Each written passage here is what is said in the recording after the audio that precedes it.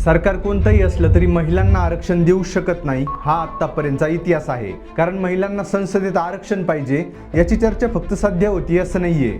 जेव्हा संविधान निर्माण होत होतं तेव्हा त्या संविधान सभेत सुद्धा हा मुद्दा उपस्थित झाला होता। तेव्हा संविधान सभेत 389 सदस्य होते, त्यापैकी फक्त 15 महिला सदस्य होत्या।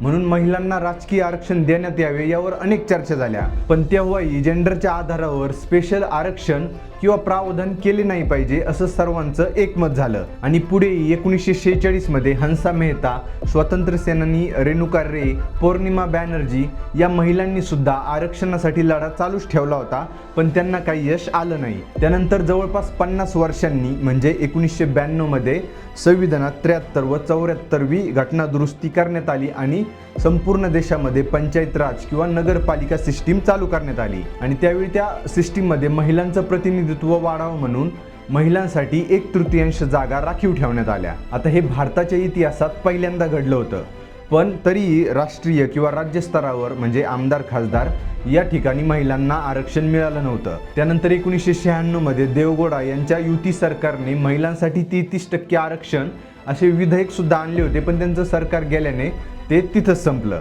व त्यानंतर सुद्धा 1999 किंवा 98 मध्ये अटलजींनी महिलांसाठी आरक्षण आणण्याचे प्रयत्न केले, पण त्यांना सुद्धा यश आले नाही।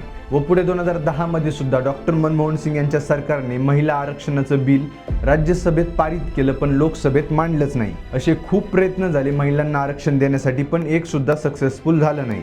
आणि असाच प्रयत्न मोदी सरकारने 2023 मध्ये सुद्धा केला होता। त्यावेळी लोकसभेत 14 व राज्यसभेत 18% महिला खासदार होत्या, म्हणून विरोधकांनी सुद्धा बहुमताने तो कायदा पास केला होता, मंजूर केला होता। पण त्यावेळी सरकारने ते कायद्यात म्हटलं होतं की नवीन जनगणनेच्या आधारावर महिलांचं आरक्षण कुठे असेल हे ठरवण्यात येईल, म्हणजे ही सगळी प्रोसेस होऊपर्यंत 2037 उजाडेल असं जाणकारांचं मत होतं। पण मोदी सरकारने अचानक युटर्न घेत 2011च्या जनगणनेवर आधारित महिलांना आरक्षण देण्यात येईल अशी घोषणा केली आणि तसा कायदा सुद्धा संसदेत मांडण्यात येणार आहे। आता असा अचानक युटर्न सरकारने निवडणुका डोळ्यासमोर ठेवून घेतलाय असं विरोधक म्हणतात आणि त्यामुळे ते भडकलेत सुद्धा। त्यामुळे पुढे काय होईल हे सांगता येणार नाही, पण जर झालाच मंजूर तर जवळपास 80 वर्षानंतर महिलांना त्यांच्या हक्काचं राजकीय आरक्षण मिळणार आहे। पण तुम्हाला काय वाटतं, हे असं आरक्षण योग्य आहे की संविधान सभेत मांडलेला समानतेचा मुद्दा योग्य आहे?